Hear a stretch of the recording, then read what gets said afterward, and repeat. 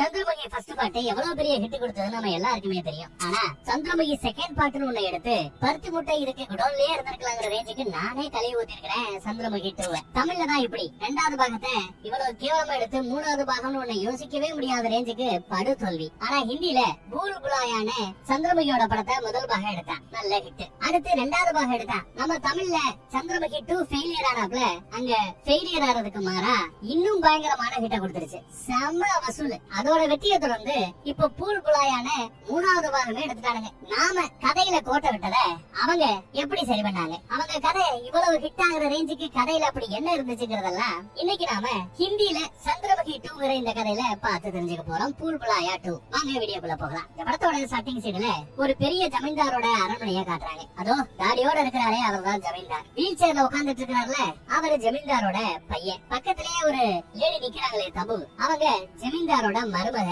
பையனோட பொண்டாட்டி, வீல் சேர்ல இருக்கிறவரோட பொண்டாட்டி. பேரு அஞ்சலிகா. அப்புறம் சின்ன குழந்தைய ஒரு 3 தெரியுது பாத்தீங்களா, அதுல இருக்க அந்த 2 குழந்தைங்க பெண் குழந்தைங்க ரெண்டும் ஜமீன்தாரோட குழந்தைங்க தான். மூத்த பையனுக்கு அப்புறம் மூத்த பொண்ணு, அப்புறம் இளைய பொண்ணு, ஆக மொத்தம் 3 குட்டிங்க. எதுக்குப்பா வேள்வி எல்லாம் படு பயங்கரமா நடத்திக்கிட்டு இருக்காங்க அப்படின்னு பார்த்தா இங்க இருந்து ஏதோ ஒரு பேயை விரட்டுறதுக்கான வேலைகள் நடந்துகிட்டு இருக்குது. அந்த பேய் ரொம்ப பிரபலம், ஊரே பயப்படும் போல. அதனாலதான் இப்படி பேயோட்ட சடங்கு பாக்குறதுக்காக ஊர்க்காரங்க எல்லாம் 100 கணக்குல அரண்மனைக்கு வெளியில குமிஞ்சிட்டு இருக்காங்க, உள்ளேயும் குமிஞ்சிருக்காங்க. தீய வச்சு ஒரு குருஜி வேள்வி எல்லாம் பயங்கரமா ஏத்தி அந்த அரண்மனையே நட்டு நடுக்க செய்யற அளவுக்கு யாகத்தை நடத்திக்கிட்டு இருக்கிறார், மந்திரங்களை ஜெபிச்சுக்கிட்டு இருக்கிறார். ஆனா அதையும் மீறி கொலுசு சத்தம் கேக்குது. திடீர்னு பார்த்தா அஞ்சலிகாவோட தலைமுடிய புடிச்சு தர தர தர தரன்னு எடுத்துட்டு போகுது. அதை பார்த்துட்டு எல்லாரும் தெரிக்க ஓடியாராங்க பின்னாடியே. மருமகளே ஜமீன்தார ஓடியார. அஞ்சலிகா ஜடைய பிடிச்ச அந்த பேய் விடல. படிக்கட்டுல கூட எப்படி ஏத்திட்டு போகுது பாருங்க, இறக்கமே இல்லாம. ஒரு இடத்துல கேப் கிடைக்கும், அப்பா நானும் தப்பிச்சு ஓடலான்னு பார்த்தா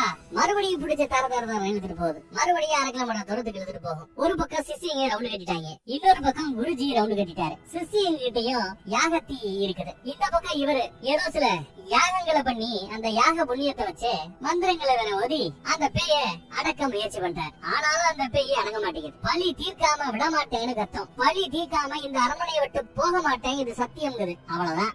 ஒன்ஸ் ஒரு பேய் சத்தியம் பண்ணிடுச்சுன்னா அந்த வாக்க மீறதுங்கிறது நடக்காத காரியம். இதை புரிஞ்சுக்கிட்டு நம்ம குருஜி அங்க இருக்கிற ஒரு ரூமுக்குள்ள அந்த பேய அடக்கி அந்த கதவுகளை மந்திர நூலால கட்டுறார். மந்திர நூலால கட்டி ஒரு சூலாயுதத்தையும் பாதுகாப்புக்காக அந்த சொருகி நிப்பாட்டுறார். உள்ள இருக்கிற அந்த பேய் இனி வெளியில வர வாய்ப்பே இல்ல. ஆனாலும் பேய் இருக்கிற ஒரு அரண்மனையில எப்படி தங்குறதுன்னு சொல்லி எல்லா பேரும் அந்த அரண்மனையை காலி பண்ணிட்டு ஜமீன்தார் குடும்பம் வேற ஒரு அரண்மனையை கட்டி அந்த பக்கம் செட்டில் ஆயிட்டாங்க. இதெல்லாம் பிளாஷ்பேக் கதை. இப்போ நடப்புக்கு வரோம். எங்கேயோ ஒரு டூரிஸ்ட் பிளேஸ்ல நம்ம ஹீரோ குடும்பத்தோட போய்கிட்டு இருக்கும் போது நடுவுல ஒரு சூட்கேஸ் ஒண்ணு இருக்கும். என்னடா சூட்கேஸ் தனியா தெரியுது, உள்ள பாம்பும் இருக்குமோன்னு குடும்பமே பார்த்தோம். அதே பக்கத்து கூண்டுல போய்கிட்டு இருக்கிற ஒரு பொண்ணு, இவதான் ஜமீன்தாரோட மூத்த பொண்ணு, மூத்தவருக்கு அடுத்த பொண்ணு. பேக் என்னோட தான், அந்த பக்கம் வந்து கொடுக்க முடியுமான்னு சைகையிலேயே கேட்பான். நம்ம பையனும் சைகையிலேயே நான் பாத்துக்கிறேங்கிறாப்ல பதில் சொல்லுவான். அப்புறம் பேக்கையும் எடுத்துட்டு வந்து கொடுத்துட்டு ஜாலியா பேசி பழக பாப்பான். ஆனா அவளோ விட்டுட்டு ஓடணுமே பாக்குறா. மூத்தவன் பேக் கொடுத்தீங்கல்ல நன்றி அப்படின்னு கிளம்ப பாக்குறான். எனக்கு ஜோசியம் தெரியும், உன் பேரு தானே, நீங்க இருந்தாலும் வந்த, நீ இந்த திசையில தானே போறான்னு சொல்லுவான். சூட்கேஸ்லயே அந்த டேக் போட்டிருக்கோம்ல, ஏர்போர்ட்ல இருந்து இறங்கி போறதா இருந்தா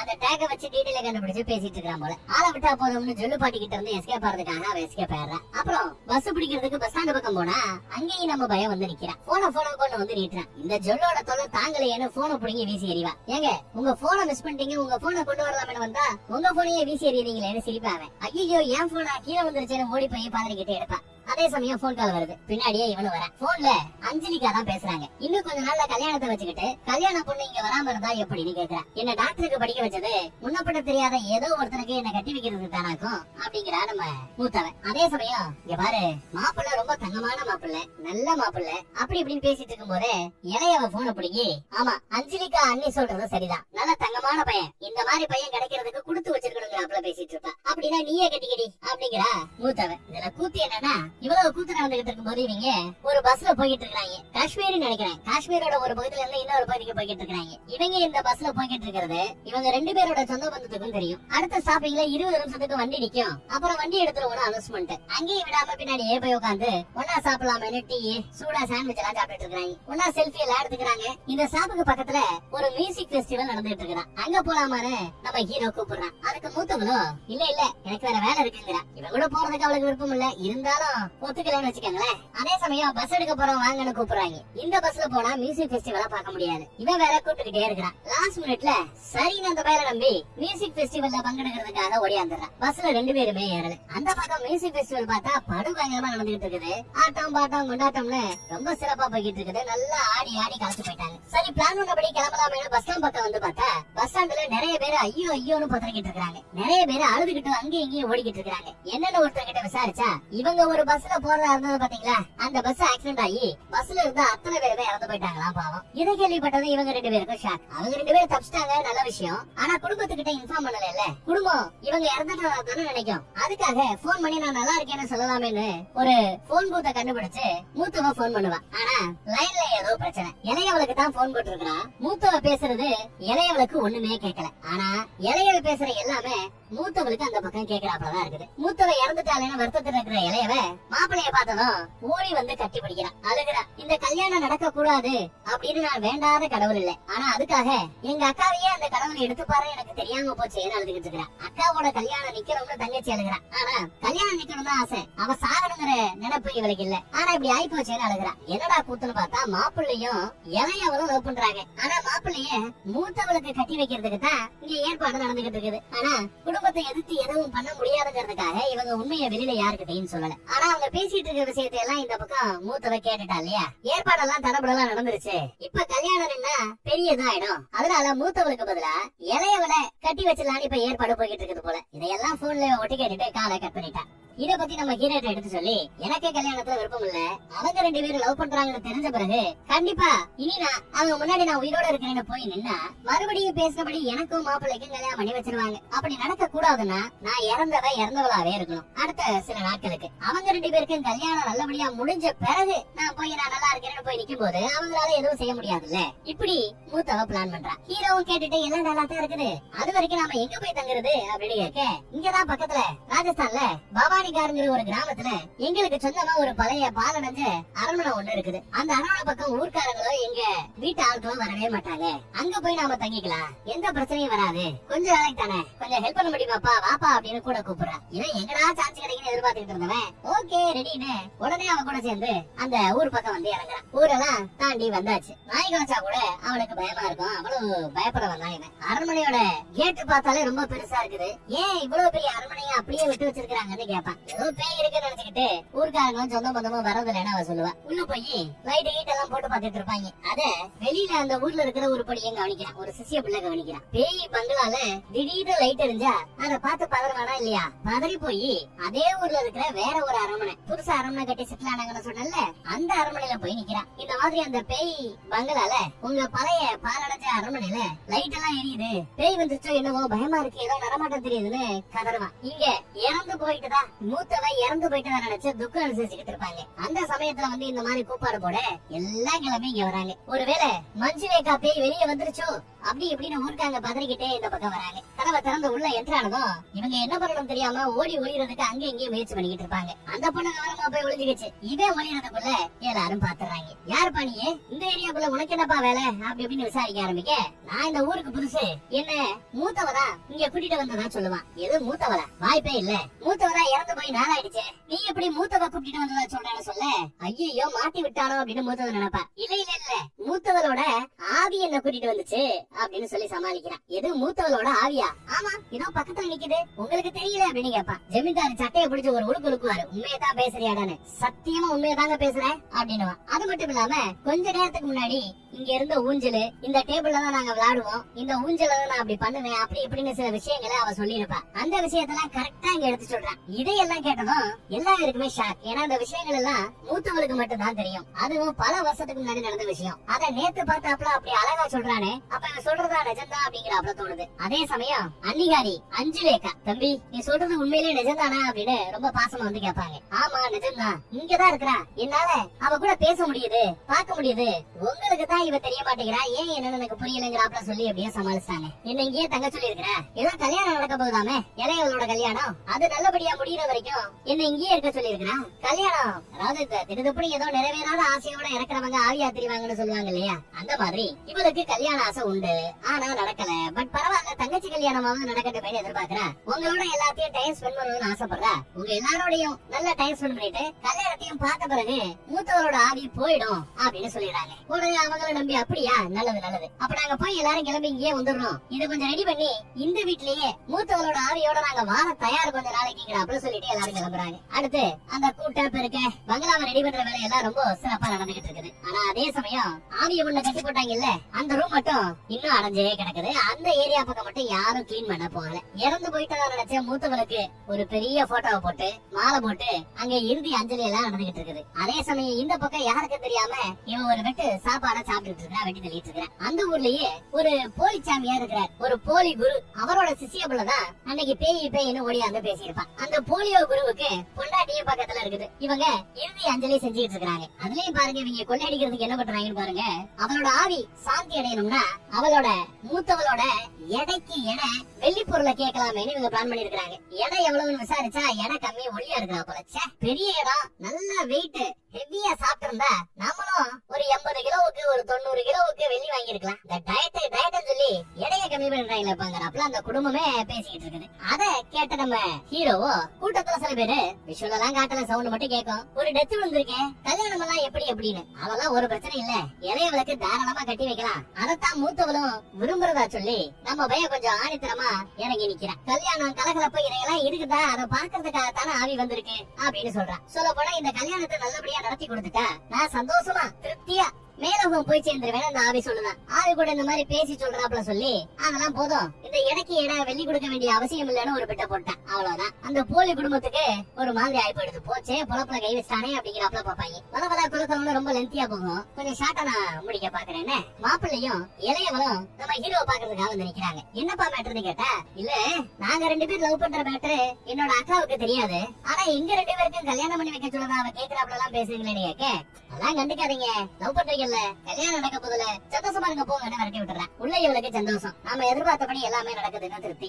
ஆனா தூங்கிட்டு இருக்கும் போது ஏட்டிக்கு விட்டியா ஏதோ சத்தம் கேட்கும். தூக்கத்துல நடக்கிறாப்ல தெரியுது, எதுக்க வேற ஒரு ரூபம் இவன் முன்னாடி நடக்கிறாப்லயும் தெரியும். கடைசியில பார்த்தா இவனும் சரி எதுக்கு இருக்கிற அந்த ரூபமும் சரி போய் நிக்கிற இடம் அந்த பூட்டி இருக்கிற ரூம். முன்னாடி போனவனை தட்டா அதுவும் இவன் தான், பின்னாடி பார்த்தா அதுவும் இவன் தான். எந்த பக்கம் திரும்பினாலும் இவனோட உருவம் எதுக்கு நிக்கிறாப்ல தெரியும், பயந்து போயிடுவான். அப்புறம் பார்த்தா அன்னிகாரி வந்து நிக்கிறாங்க, அஞ்சலி அக்கா வந்து நிக்கிறா. இங்க என்னப்பா பண்றேன்னு, இல்ல தூக்கத்துல நடக்கிறாப்ப இந்த பக்கம் வந்துட்டதா சொல்ல, இங்க பாரு இந்த பங்களால நீ எங்க வேணாலும் போவா, ஆனா இந்த ரூம் மட்டும் டிஸ்டர்ப் பண்ணாத, இந்த ரூமுக்குள்ள அடங்காத ஆவி ஒண்ணு இருக்குது, தயவு செய்து இந்த கதவுகளை மட்டும் திறந்தாத, அப்புறம் ஆபத்தா போயிடுங்கிறாப்ல அண்ணி எடுத்து சொல்லிட்டு கிளம்புறாங்க. அந்த பக்கம் அந்த போலிச்சாமி குடும்பம் போலிச்சாமிஸ் எல்லாம் என்ன பண்றாங்கன்னா, இவன் போலிங்கிறத ப்ரூவ் பண்ணணுங்கிறதுக்காக ஊர்ல ஒரு பாட்டி சாக கிடக்குது. சாக கிடைச்சா செத்துருச்சுன்னு நினைக்கிறேன். வீட்டோட நகையெல்லாம் இவங்க எங்க வச்சிருக்காங்கன்னு தெரியல, பாட்டி தான் எல்லாத்தையுமே பத்திரமா இருக்கணும்னு ஒளி வச்சிருக்காங்க போல. திருத்தப்படி இறந்து போனதுனால இப்ப நகையெல்லாம் எங்க இருக்குன்னு தெரியல, நீதான் கண்டுபிடிச்சு கொடுக்கணும், அப்படி கண்டுபிடிச்சா நீதான் உண்மையான சாமியாருங்கிறத நாங்க நம்புறதா சொல்லிவிட்டு, அதுவும் அந்த போலி குடும்பம் தான் வாங்க எல்லாரும் கொஞ்சம் டைம் கொடுப்போம்னு வெளியில போறாங்க. வெளில போய் கதவை சாத்திக்கிறாங்க. இவன் அந்த பணத்துக்கிட்ட கையில மாட்டிக்கிட்டு இருப்பான், கைய உருவிட்டு அந்த பக்கம் போறதுக்குள்ள கதவை சாத்திடுறானுங்க. தள்ளிவிட்டு அந்த போர்ஸ்ல பாடி அதுவா நாற்காலியில முன்னாடியும் பின்னாடி நகரும். அதை பார்த்துட்டு இவன் பேயோ அப்படின்னு நினைக்கிறான். இது பத்தாவதுன்னு இவங்க கிட்ட ஒரு ரிமோட் இருக்குது. பேய் சிரிக்கும் பாத்தீங்களா ஒரு சிரிப்பு, அந்த மாதிரி ஒரு சிரிப்பு சத்தம் அங்க கேக்குது. ஐயோ பேய் தான் இருக்கும், என்ன விட்டுரு, நான் பாவான்னு கதறுவான், கையெடுத்து கும்பிடுவான். அப்போ பேட்டரி கம்மியானா பேய் சத்தம் வேற மாதிரி கேக்குமே, அந்த மாதிரி சத்தம் கேக்குது. என்னடா பொம்மை சத்தம் மாதிரி கேக்குதுன்னு அந்த பக்கம் வந்து பார்த்தா அந்த நாற்காலி கடியில ஒரு பொம்மைய வச்சு ரிமோட்டை வச்சு இவங்க இந்த கூத்தெல்லாம் பண்ணிட்டு இருக்காங்க. நம்மள பயமுறுத்துறதுக்கு அவங்க பண்ற வேலைன்னு புரிஞ்சுக்கிட்டு கோபத்துல அந்த நாற்காலியை விட்டு அடிப்பான். அந்த பொம்மையை விட்டு அடிப்பான். அது ஒரு விளக்கு மேல விடும், அது ஒரு பெரிய அலமாரிய தள்ளி விடும், அது ஒரு அடுக்கி வச்சிருக்கிற ஈட்டிகளை தள்ளி விடும், ஒரு பொம்மையை தள்ளி விடும், அது ஒரு கயிறா இருக்கும், ஒரு பாத்திரத்து மேல விடும், அடுத்து ஒரு ஜார் உருண்டு போய் ஒரு பெரிய கயிறை தட்டி விடும். வீட்டோட நடுவுல அலங்காரத்துக்காக மேல மாட்டுவாங்க பாத்தீங்களா, அந்த மாதிரி விளக்கு ஒண்ணு. அதோட கயிறு அவுந்ததுமே மேல இருந்து கீழே நங்குன்னு வந்து விடும். நல்ல வெயிட்டான பழைய காலத்து செம்பு விளக்கு போல தெரியுது. நல்ல வெயிட்டா கீழே வந்து அப்படி இடிக்கும் பாருங்க. பார்த்தா வீட்டோட ஹால்ல சென்டர்ல தரைக்கடியில பாட்டி நகை எல்லாத்தையும் ஒளிய வச்சிருக்கு. அதையெல்லாம் கண்டுபிடிச்சு மொத்தமா எடுத்து வருவான் பாருங்க. ஊரெல்லாம் பார்த்து ஆஹா நீதாயா உண்மையான சாமியார்னு ரொம்ப சந்தோஷப்படுறாங்க. கிடைச்ச எல்லாத்தையும் அழகா அள்ளி கொடுத்துட்டு இந்தாங்கன்னு அள்ளி கொடுத்து கெத்தா வருவான். இத பார்த்ததும் அந்த சிசிய புள்ள நீதாண்டா சாமியாரு, உன் கூட தாண்டா சேரணும் அப்படின்னு இவன் கூட சேர்ந்துக்கிறான். இவனை கடவுளா கும்பிட ஆரம்பிக்கிறான். நம்மளும் உத்தராட்ச கொட்டையெல்லாம் மேல போட்டு நானும் சாமியார் மாதிரி தான், நானும் குருநாதர் தான் அப்படிங்கிறாப்ல கெத்தா திரிவாரு. பேய் கூட பேசுவேன், பேய ஓட்டுவேன், பாக்குறேன் அப்படி அப்படின்னு தெரியல. செம மார்க்கெட் அவனுக்கு, ஊரே அவனுக்காக காத்து கிடக்குது. இந்த பக்கம் பேய வரட்ட, ஜோசியம் பாக்க, அது இதுன்னு ஏகப்பட்ட போர்டு எழுதி வச்சிருப்பாங்க, ரேட்டெல்லாம் எழுதி வச்சிருப்பாங்க. ரேட்டெல்லாம் குறைச்சு குறைச்சு பார்த்தாலும் ஊருக்காரங்க யாரும் அந்த பக்கம் சீட்டுறாப்ல தெரியல. எல்லாருமே இந்த பக்கமே தான் தெரிவாங்க. இதுல இந்த சிசிய புள்ள கடவுள்னே முடிவு பண்ணிட்டா, ஆண்டவனே முடிவு பண்ணிட்டா. ஆண்டவா, இந்த கழுதை எப்ப பார்த்தாலும் என் பின்னாடியே தெரியுது, என் பின்னாடி தெரிய வேண்டியது என் பொண்டாட்டி. பாவம் மகராசி போய் சேர்ந்துட்டேன், இந்த கழுதையை நிறுத்தி விடுங்கன்னு பேச, டேய் செத்து போன உன் பொண்டாட்டி தான் இந்த பிறவியில கழுதியா வந்திருக்கா, அதான்டா உன் பின்னாடியே தெரியறான்னு சொன்னதும், அப்படியா என் பொண்டாட்டியா இது, ஐயோ இது தெரியாம விரட்டி விட்டு விட்டேன்னு அப்ப இருந்து கழுதையவே பொண்டாட்டியா நினைக்க ஆரம்பிச்சிட்டான். இதுல அந்த வீட்லயே அறிவுபூர்வமா இவனை கேள்வி கேட்கிற சந்தேகப்படுற ஒரே தீவா அங்க இருக்க ஒரு குட்டி பையன் தான். அவனையவே கீழே தள்ளி விட்டுருவேன் மிரட்டி அடக்கி வச்சாரு. இதுல வேற சான்ஸ் கிடைக்கும் போது ஒரு பக்கம் லவ்வும் ஓடும், காதல் குத்தி போய் முத்தா கொடுக்குற ரேஞ்சுக்கு வந்துட்டாங்க. அப்புறம் ஒரு நாள் பார்த்தா அந்த வீட்டுல சித்தப்பான ஒரு கேரக்டர் இருக்கும். அந்த கேரக்டருக்கு ராத்திரி சரக்கு அடிக்க ரொம்ப பிடிக்கும், இவளுக்கும் சரக்கு அடிக்க பிடிக்குமா. ரெண்டு பேரும் சரக்கு அடிச்சுக்கிட்டு என்ன பண்றது ஏது பண்றது தெரியாம அந்த பூட்டப்பட்டிருக்கிற அந்த அறப்பக்கமே வராங்க. சரக்குல ஒவ்வொருத்தரும் போட்டி போட்டு உள்ள போனா அந்த பேயோட தலைமுடிய புடிச்சு சும்மா பொலிர் பொலிர் அடிச்சிருவேன்னு பேசுவேன். வெளியில எடுத்துட்டு வரேன், நானும் ரெண்டு போடு போடுறேன்னு சித்தப்படம் பேசுறேன். நேரா வந்தவன் நடுவுல அந்த சூளம் சொருகி இருக்கும் இல்லையா, அதான் உருகிட்டேன். சூளத்தை உருகுனதுமே சுத்தி காத்து ஒரு மாதிரி போர்ஸ் அடிக்கும். யாரா கூலர் ஆன் பண்ணி விட்டது அப்படிங்கிறாரு சித்தப்பா. சரி எதுக்குடா வம்புன்னு எடுத்த சூளத்தை மறுபடியும் சொல்லுவான் பாருங்க, எல்லாம் அமைதியாயிடும். அதே சமயம் அண்ணியும் ஜெமீன்தாரும் அந்த பக்கம் வந்து நிக்கிறாங்க. என்னாச்சு உங்களுக்கு, இந்த ஏரியா பக்கம் வரவேணான்னு எத்தனை தடவை சொல்லி இருக்கோங்கிறாங்க. இந்த கதவுக்கு பின்னாடி இருக்கிற அந்த ஆத்மா சாதாரண ஆத்மா இல்ல, மஞ்சுலேகாவோட ஆத்மா அது அப்படின்னு சொல்லுவாங்க. நம்ம அண்ணியோட பேரு அஞ்சுலேகா, உள்ள இருக்கிற பேயோட பேரு மஞ்சுலேகா. அதுவும் உயிரோட இருக்கும் போதே பிளாக் மேஜிக் எல்லாம் பண்ண தெரிஞ்ச, சூனியம் எல்லாம் பண்ண தெரிஞ்ச ஒரு கொடூரி அப்படின்னு விளக்கிக்கிட்டு இருக்கும் போது அப்படியே கேமரா அந்த கதவு வழியா உள்ள வந்து உள்ள இருக்கிற மஞ்சுலேகாவோட ஆவிய நமக்கு காட்டுறாங்க. எஸ், உள்ள பாக்குறதுக்கு அப்படியே நம்ம அஞ்சுலேகா அண்ணி மாதிரியே மஞ்சுலேகா ஆவி ஒண்ணு இருக்குது. இப்ப நமக்கு ஒரு குட்டி பிளாஷ்பேக்கா காட்டுறாங்க. அந்த பிளாஷ்பேக்ல தான் அஞ்சுலேகாவும் மஞ்சுலேகாவும் இரட்டை சகோதரிகள், ட்வின் சிஸ்டர்ஸ் அப்படிங்கிறது தெரிய வருது. ஆடும்போது கூட அஞ்சுலேகா அழகா ஆடுவா, மஞ்சுலேகாவுக்கு சரியா ஆட வராது. அப்பாவுக்கு அஞ்சுலேகாவை தான் ரொம்ப பிடிக்கும், அதனாலயே மஞ்சுலேகாவுக்கு அஞ்சு மேல கோவமாவே இருக்கும், பொறாமப்படத்தான் செய்வா. அஞ்சு கோயில் பக்கம் போனா மஞ்சு அகோரிகள் பண்ணக்கூடிய பிளாக் மேஜிக் ஏரியா போய் அதெல்லாம் கத்துக்கணும்னு நினைக்கிறான். அத ஒரு நாள் அப்பா பார்த்தாரு. இதை விட கேவலம் ஒண்ணுமே இல்ல, என் நிம்மதியை கெடுக்க வந்த ராட்சசினி எடுத்துட்டாரு. அங்க இழுத்து வந்துருவாரு. அஞ்சுவும் மஞ்சுவும் கேரக்டர்ல அப்படியே ஆப்போசிட். அப்பையும் அப்பா பேச்சு கேட்காம புக்குக்குள்ள அந்த பிளாக் மேஜிக் சம்பந்தப்பட்ட வேற ஒரு புத்தகத்தை வச்சு அதைத்தான் படிச்சுக்கிட்டு இருப்பானா பாத்துக்கோங்களேன். இப்போ வளர்ந்துட்டாங்க. இப்போ சூனியம் எல்லாம் அசால்ட்டா பண்ற ரேஞ்சுக்கு நல்லா வளர்ந்து நிக்கிறேன். அகோரிகளோட அகோரியா உட்காந்து எவ்வளவு வேலை பாக்குறான்னு பாருங்க. இந்த அகோரி வேலை பாக்குற, சூனிய வேலைய பாக்குற மஞ்சுலேகாவுக்கு ஜமீன்தாரோட பையன் மேல ஒரு கண்ணு, லவ் பண்ற. வலிய வலிய வந்து பேசி பழகி பாப்பா. அன்னைக்கு ஒரு டான்ஸ் போட்டி, அஞ்சுவுக்கும் மஞ்சுவுக்கும். கொஞ்சம் பிளாக் சாயிலே இருக்கிறா பாத்தீங்களா, அங்கதான் மஞ்சுங்கிறத ஞாபகம் வச்சுக்கோங்க. போட்டி போட்டு ரெண்டு பேரும் ஆடி அவர்களோட திறமையெல்லாம் காட்டிக்கிட்டு இருக்காங்க. அதையெல்லாம் இந்த பக்கம் ஜமீன்தார் பையன் அப்படியே ரசிச்சு பாத்துக்கிட்டு இருப்பான். திடீர்னு ஒரு நாள் பார்த்தா ஜமீன்தாரும் ஜமீன்தார் பையனும் பொண்ணு கேட்டு வீட்டுக்கே வந்துட்டாங்க. மஞ்சுவுக்கு கையை காலும் ஓடல. ஆஹா ஆகான்னு ரொம்ப சந்தோஷப்படுறான் மஞ்சு. அப்பா உன் கல்யாணத்துக்கு சம்மதம் சொல்லிட்டாரு, இனி இந்த நகை புடவை இதெல்லாம் கொடுக்க வேண்டியதான் பாக்கி. நேரா அந்த தட்டை கொண்டு வந்து மஞ்சு கையில வைக்கிறார். மஞ்சுவுக்கு ரொம்ப சந்தோஷம். நிச்சயதார்த்த புடவை தனக்கு தான் நினைக்கிறான். ஆனா தட்டை கொடுத்தவரு தட்டு மேல இருந்த புடவை எடுத்து பக்கத்துல இருக்கிற அஞ்சுலேகாவோட தலையில அழகா போத்தி விடுறார். என்னடா நடக்குறீங்கன்னு பார்த்தா அவங்க வந்திருக்கிறது அஞ்சுலேகாவை பொண்ணு கேட்டு, மஞ்சுலேகாவை இல்ல. என்ன பண்ணணும் தெரியாம கூட்டத்தோட கூட்டமா ஏதோ இவளுக்கு சந்தோஷங்கிறாப்ல நடிப்பா. ஆனா உண்மையிலேயே பயங்கர பொறாமையில இருக்கிற. கல்யாணத்துக்கான ஏற்பாடுகள் எல்லாம் படு தீவிரமா நடந்துகிட்டு இருக்குது. அங்க இவ என்ன பண்றான்னு பாருங்க. அவ பண்படுத்துற துணியில கொஞ்சம் கிழிச்சுக்கிட்டு அவளோட தலைமுடியை கொஞ்சம் எடுத்துக்கிட்டு இந்த பக்கம் கல்யாணம் நடக்கும் போது அந்த பக்கம் ஒரு சூனிய பொம்மையை ரெடி பண்ணி சூனிய வேலைய பாத்துக்கிட்டு இருக்கா. சூனிய வேலைய பாக்குறதுக்காக கிளம்பி வரும்போது அப்பா இவ என்ன ராத்திரி நேரத்துல இந்த மாதிரி போறாளேன்னு பின்னாடியே ஃபாலோ பண்ணிக்கிட்டே வருவா. அப்படி வந்து பார்த்த பிறகுதான் மஞ்சுலேகா தான் கூட பிறந்த அஞ்சுலேகாவை அழிக்கணும்னு இப்படி பிளாக் மேஜிக் பண்றத பாத்துட்டு, என்ன காரியம் பண்ற நீ, உன்னை இவ்வளவு தூரம் விட்டு வச்சதே தப்பு, இப்பயே ஊரை கூட்டி உண்மையை சொல்ல போறேன். எனக்கு ரெண்டு பிள்ளைக இல்ல, ஒரே புள்ளதான், அது அஞ்சுலேகா மட்டும்தான், உன்னை சும்மா விட மாட்டேன்னு சொல்லுவேன். பார்த்தா சரட்டுன்னு ஒரு குத்து. அப்பான்னு கூட பார்க்காம கொண்டு போட்டுட்டான். அடுத்து அதே கையோட இந்த பக்கம் ஃபர்ஸ்ட் நைட்டையே கொண்டாடி பிடிச்சு அஞ்சுலேகாவை கொல்றதுக்காக வந்து ஓங்கி குத்து பாப்பா பாருங்க. நல்ல வேலை அவங்களோட இந்த சண்டை சச்சல் கேட்டுவிட்டு ஜமீன்தாரோட பையன் பொலிர்னு ஒரு அளவிடுவான் மஞ்சுலேகாவை. காண்டான மஞ்சு ஜமீன்தார் பையனோட கழுத்தை பிடிச்சு ஒரே தூக்கா தூக்குறான் 4 அடி மேல. அதே சமயம் அவளை யாரோ குத்துனாப்ல ஃபீல் ஆகுது. என்னடான்னு பார்த்தா பின்னாடி கத்தி எடுத்து சொல்லிக்கிட்டா அதே கத்திய. அவ்வளவுதான், மஞ்சுலேகா அஞ்சுலேகாவால குத்தப்பட்டா.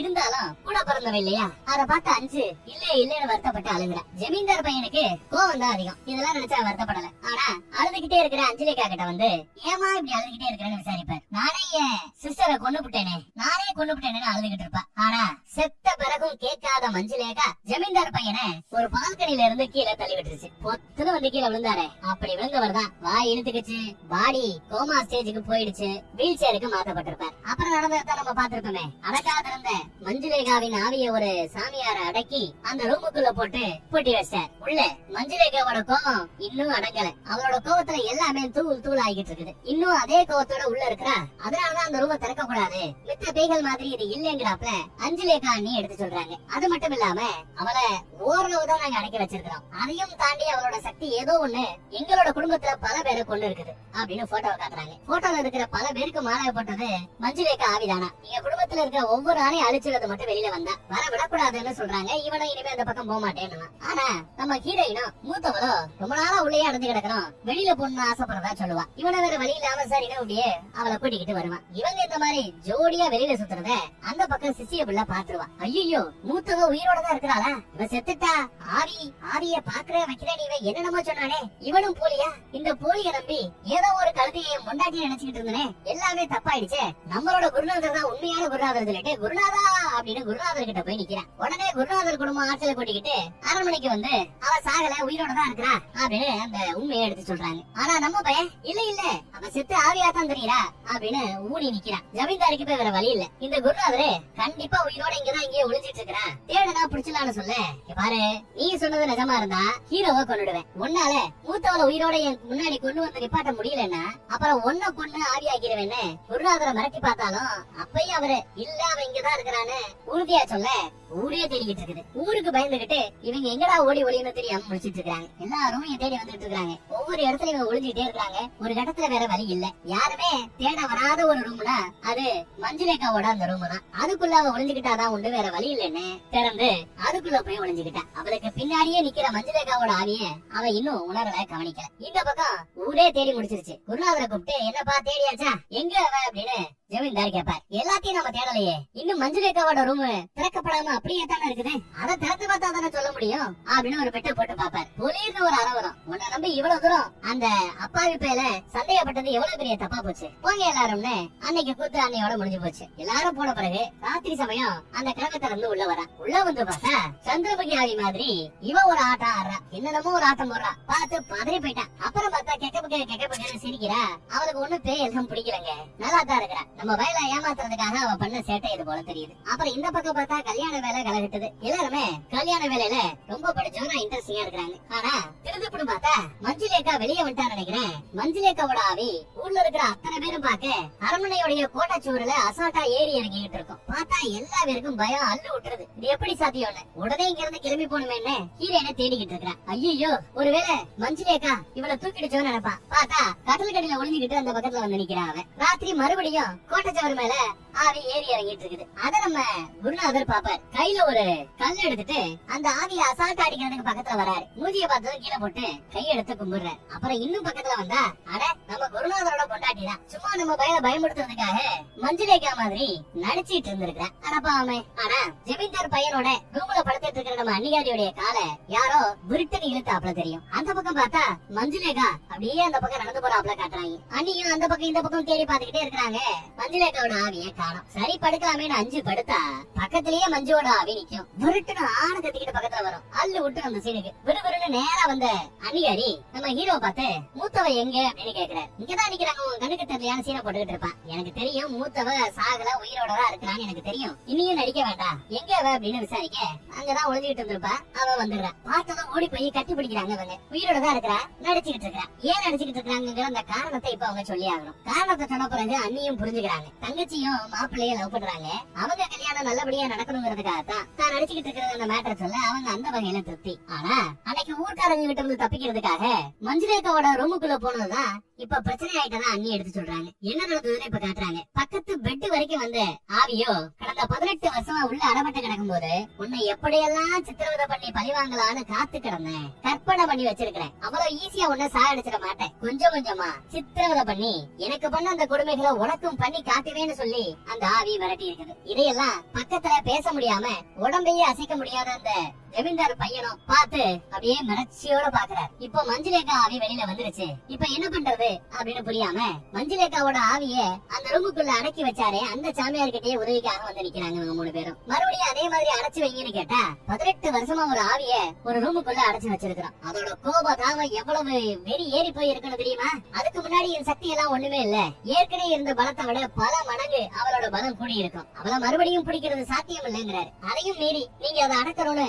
நினைச்சீங்கன்னா ஏதோ சந்திர கிரகணம் அடுத்து வரப்போதா. அந்த கிரகணத்தை அன்னைக்கு ஆவிகளோட பவர் நல்ல ரொம்ப கம்மியா இருக்குமா, அன்னைக்கு நாம வேள்வி நடத்தி யாகம் நடத்தி அதை அடைச்சிடலாங்கிறாரு. சரி, அந்த சந்திர கிரகணம் எப்ப நடக்கும் அப்படின்னு கேட்டா இன்னும் 3 நாள் இருக்கு அதுக்கு. அடுத்து சரி 3 நாள் காத்திருக்கிற வேற வழி இல்லைன்னு இந்த பக்கம் வந்து பார்த்தா சித்தப்பாவோட பையனை ஆவி அழகா தூக்கிட்டு இருக்குது. அதையெல்லாம் பார்த்து சித்தப்பா வருத்தப்படல. என்ன நினைச்சிட்டு இருக்கிறாருன்னா மூத்தவளோட ஆவிதானே குழந்தைய கொஞ்சுது அப்படின்னு நினைச்சுக்கிட்டு இருந்தார். இங்க நம்ம அன்னிகாரி வந்து மூத்தவ உண்மையிலேயே சாகல, இங்க ஆவியா தெரிகிறது மஞ்சுலேகாங்கிற உண்மையை சொன்னதும் அள்ளு விட்டுரு அவருக்கு பயந்து போயிடுறாங்க. வேண்டாம் வேண்டாம் என் புள்ளைய விட்டு பாவம் பாவம்னு கதற அழகா பையனை கொண்டு வந்து தரையில இறக்கி விட்டுருச்சு. திடீர்னு பார்த்தா நம்ம ஹீரோ வழக்கம் போல தூக்கத்துல நடக்கிறாப்ல நடப்பான். எதுக்கு மஞ்சுலேகாவோட ஆவி அப்படியே பயப்படுத்த வரும் பாருங்க, மிரண்டு போவான். அடுத்த கணம் பார்த்தா தூங்கிட்டு இருந்தவே கனவு கண்டு இருக்கிறான் போல முழிச்சிருக்கிறான். முழிக்கும் போது எதுக்கு நம்ம அண்ணி அஞ்சுலேகா நிப்பா, அவளை பார்த்துட்டு மறுபடியும் பயப்படுறான். ஆவியும் நீங்களும் ஒரே மாதிரி இருக்கிறதுனால இன்னும் பயம் அதிகமாகுதுங்கிறான். நிம்மதியா தூங்க முடியல, நிம்மதியா வாழ முடியலங்கிறான். திடீர்னு பார்த்தா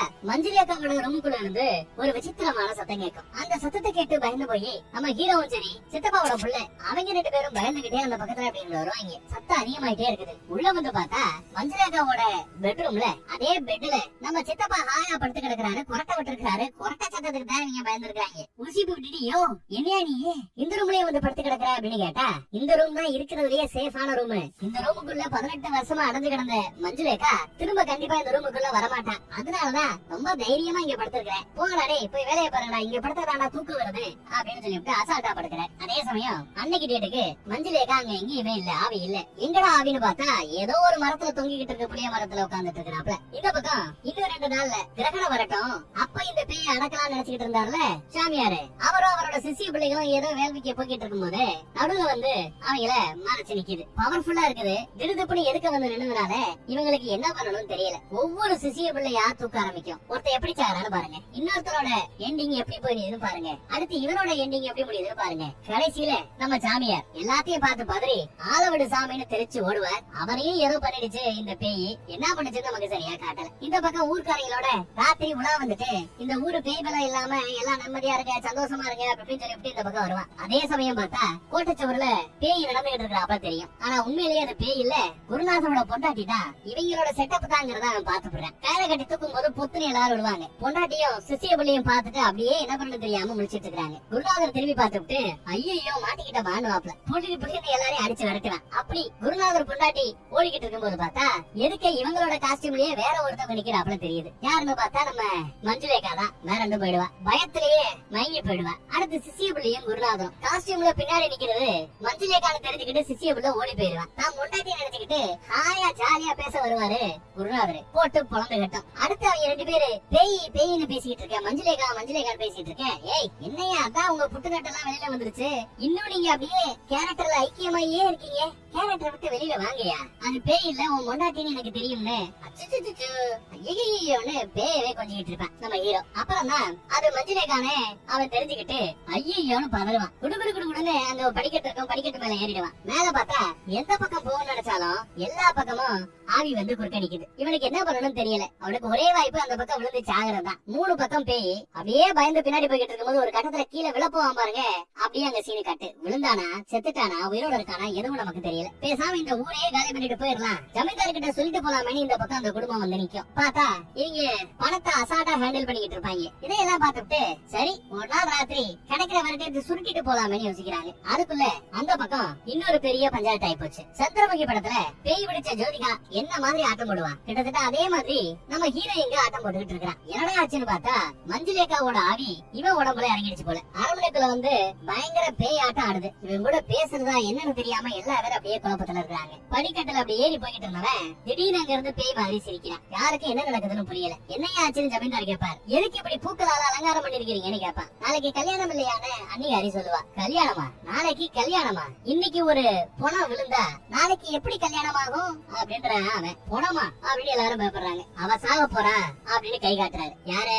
அன்னிகாரிய. ஏன் கையால தான் சாக போறான்னு கை காட்டுறான். இங்க அன்னிகாரியும் சித்தப்பனையும் தவிர மீதி எல்லா பேருக்கும் மஞ்சளேக்கா வெளியில வந்த உண்மை தெரியாது. ஏதோ மூத்தவளோட ஆவிதான் இன்னும் சுத்தி தெரியுது.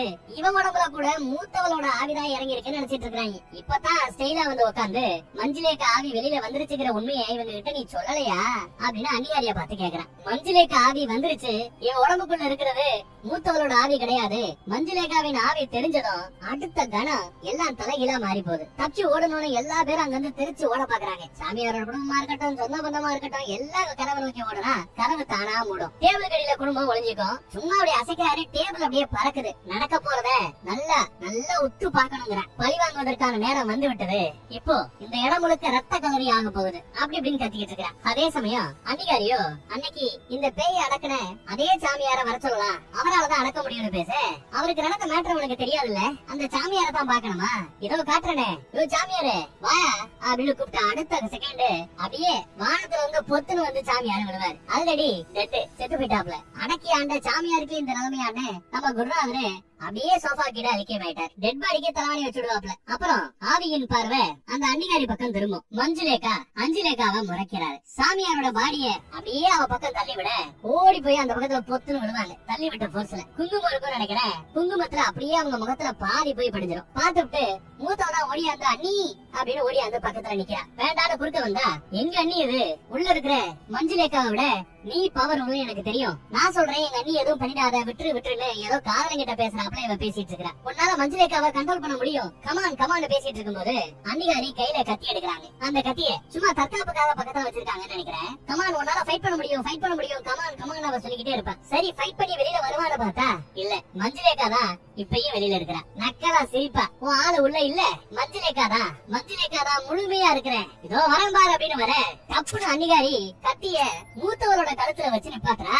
இன்னொரு ஸ்டெப் எடுத்து வச்ச அறுத்து போட்டுற அஞ்சுலேக்கான்னு அன்னிகாரி சொல்ல அத்தனை பேருக்குமே ஷாக்கா இருக்கும். யாருக்கும் என்ன நடக்குதுன்னு புரியல. எல்லா பேரும் முழிக்கிறாங்க. எதுக்கு இருக்கிற ஆவியோட பேரு மஞ்சுலேக்கா. ஆனா அன்னிகாரியோ பக்கத்துல வந்தா அறுத்து போட்டுருவேன் அஞ்சுலேக்கான்னு கூப்பிடுறா. அதுதான் எல்லா பேரோட ஷாக்குக்கு காரணம். தப்பா சொல்லிட்டியா, மாட்டிக்கிட்டியா அப்படின்னு கேக்குறா நம்ம ஹீரோ. இப்பதான் என்ன நடந்துச்சுங்கிற உண்மையை நமக்கு காட்டுறாங்க. பிளாஷ்பேக்ல நம்ம ஹீரோ கீழே விழப்போனா இல்லையா, அப்படி விழப்போனவங்களை நிப்பாட்டி இங்க இருந்து நீ போறதா இருந்தா தாராளமா நீ போலாம், நான் தடுக்க மாட்டேன்னு அந்த ஆவி சொல்லும். ஆனா போறதா இருந்தா போகும்போது நீ லவ் பண்ற அந்த மூத்தவளையும் இங்க இருந்து கூட்டிட்டு போயிடு, அவளாவது நிம்மதியா இருக்கட்டும்னு ஆவி பேசும். சொல்லு மஞ்சுலேகா சொல்லுன்னு கூப்பிடுவேன். அப்ப மஞ்சுலேகாவோட ஆவி நிக்காது. என்ன கூப்பிட நிக்காம போகுது அண்ணி அப்படின்னு கூப்பிட்டு பாப்பான். அடுத்த செகண்ட் ஆவி நிக்கும். பாசத்தோட திரும்பி பாக்கும். அப்பதான் இங்க சுத்தி திரியிற ஆவி மஞ்சுலேகாவோட பிளாக் மேஜிக் எல்லாம் பண்ணுன மஞ்சுலேகாவோட ஆவி கிடையாது, ஆவி அஞ்சுலேகாவோட ஆவிங்கிறத அவன் கண்டுபிடிச்சிருக்கான். அது மட்டும் இல்ல, இவ்வளவு நேரம் தனக்கு பேய் பிடிச்சாப்ல நம்ம ஹீரோ நடிச்சுக்கிட்டு இருந்திருக்கான். உண்மையிலேயே பேய் எல்லாம் அவனுக்கு பிடிக்கல. யாருக்கும் தெரியாத அந்த உண்மையை